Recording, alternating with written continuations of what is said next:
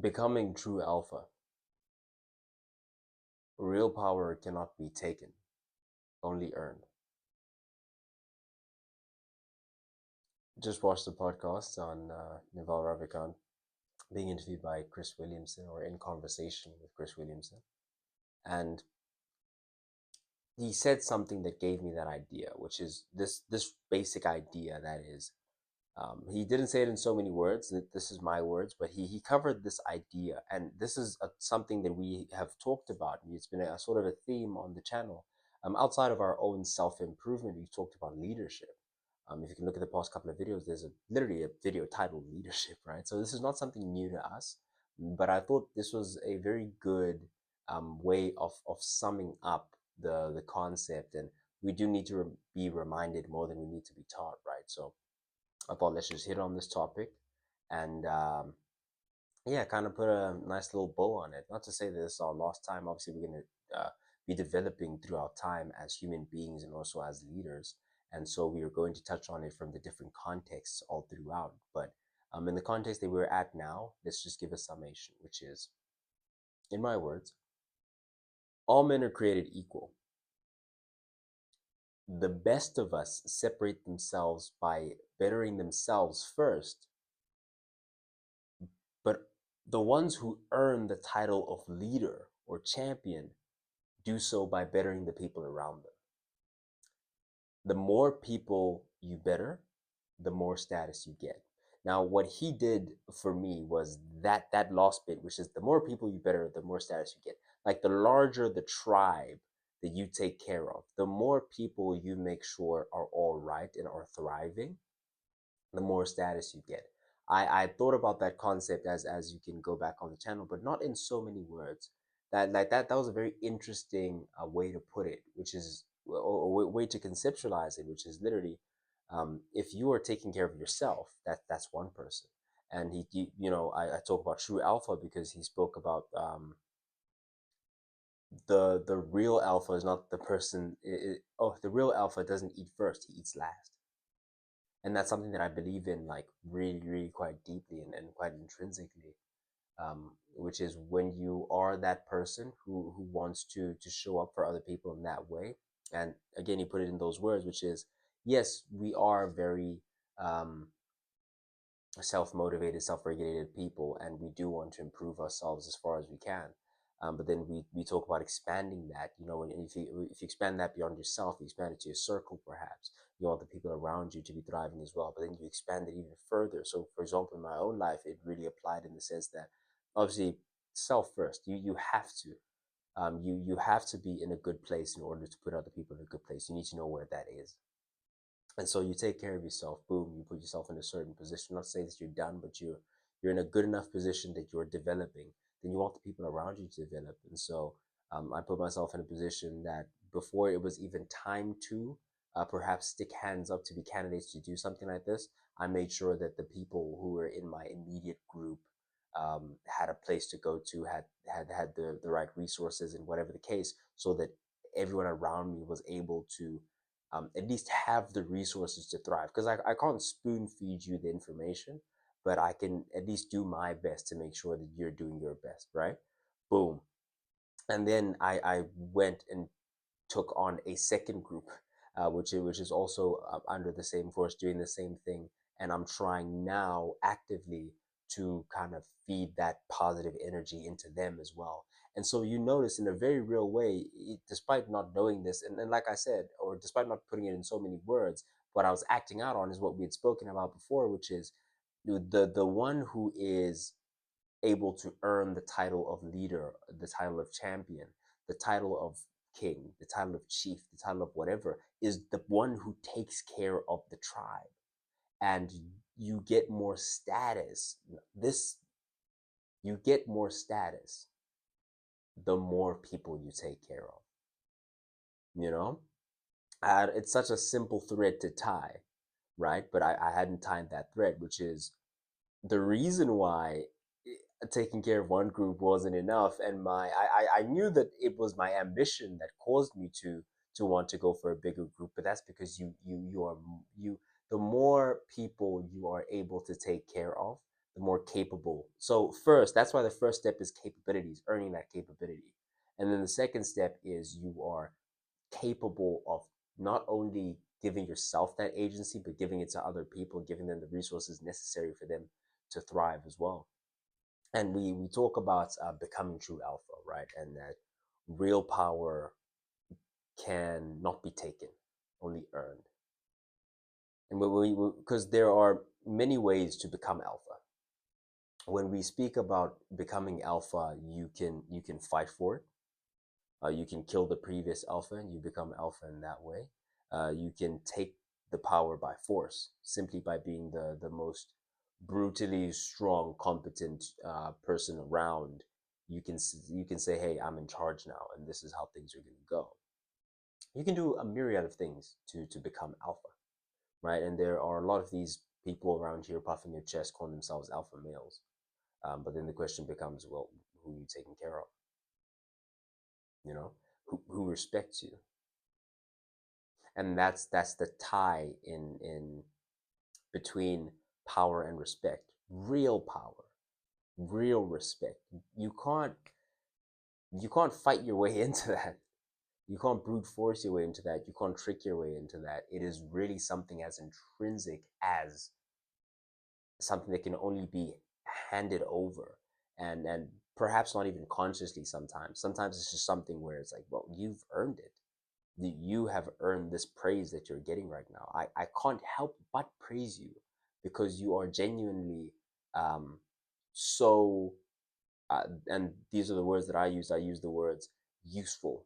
You're so useful to the group. You're so useful to the community at large that you have earned this power, you've earned this respect, you know. And that's the true form of an alpha male. Again, not the one that eats first, the one that eats last, the one that oversees many things, the one that makes sure that everyone, the one that would rather starve themselves to make sure that the entire pack gets to eat. And hence they earn that power, hence they earn that respect, and hence they are elevated. You know, we put it in biblical terms, which was um, those who humble themselves will be exalted, and those who exalt themselves will be humbled. To be exalted is to be put on that pedestal, is to be raised up. And yeah, that's the fundamental difference. And so becoming true alpha, earning real power, is directly proportional to the amount of people that you can bring incredible capability out of. Meaning, if you can bring incredible capability out of yourself, then you can be a very useful person on the team. You can be a star player. You can be someone who's a front runner and someone who people look to for for the execution of their role incredibly. But that's it. You're limited to that until you are able to bring that level of push, that level of give, that level of potential being manifested, until you can bring that out of other people. Then we start talking, or we start looking at you as a leader. That's leadership as far as I'm concerned. That's a fantastic leader. That's a good leader. Someone who can bring out of the people around him the same level of inspiration, aspiration that they have in within themselves. That level of performance. Regardless of how we frame it mentally, it is about, at the end of the day, the sheer concrete numbers that you are able to get your team to put in is directly proportional to how efficient you are as a leader. Um, and when you can extend that even further beyond, and the larger and larger the masses that you are able to inspire, really. I mean, if we were to put it in so many words, the but it's about more than inspiring. It's truly feeding the pack. It's truly making sure that your people are eating, and that your people are able to show up not only for themselves but for the team as a result of you. then your presence has such a profound, incredible effect on the entirety of the civilization that knows of you, that you being elevated just happens as a consequence, and hence the true king is more often than not the one who hmm, you would be surprised what you are able to achieve uh, when you're not concerned about who gets the credit for it. That's why the true leader, the true king, will be the one who is not concerned with necessarily earning that title. But there's nothing wrong with seeking to earn that title as long as you're going to truly earn that title. Again, you could usurp, you could take power through brute force, but then you wouldn't get the real power. Your power would be based on something else. It would be based on fear. It would not be based on respect. And fear wanes. It comes and goes. It's based on perhaps your physical capability, which is something that is perishable. Whereas respect is much less so. If you maintain your character, you maintain your integrity, you can keep the respect forever. And a last point to touch on that is never ask of them what you would not give first, and they will respect you. That's my last key point on leadership. Like I said, we are going to explore this idea much more, and it is very much a point of interest of mine, and it is very much something that plays a large role in who I want to become, and in who Sage is, and who Sage wants to be, and who Sage is trying to bring out of himself, um, and I suppose trying to bring out of other people, you know, because when you do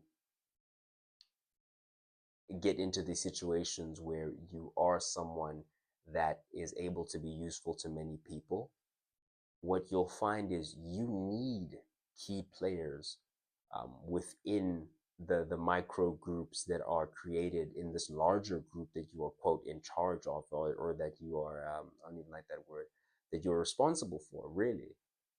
In this group that you're responsible for, there are these micro groups that will form within it. And you will need leaders to rise within those micro groups in order for you to be able to manage the entire ecosystem, and you need them to be able to inspire their troops in the same way that you're able to inspire them. And there is an ultimate, I see this person as the alpha, but more importantly, there has to be a respect between a very tangible respect between the individual and the leader. And so that's why it's important to have those groups even within certain sub cliques and certain subsects, etc. But without any further ado, um, I hope you did in fact enjoy today's video. Again, all men are born equal. The best of us separate themselves by making themselves useful and then being useful to as many people as possible. And the more people you are useful to,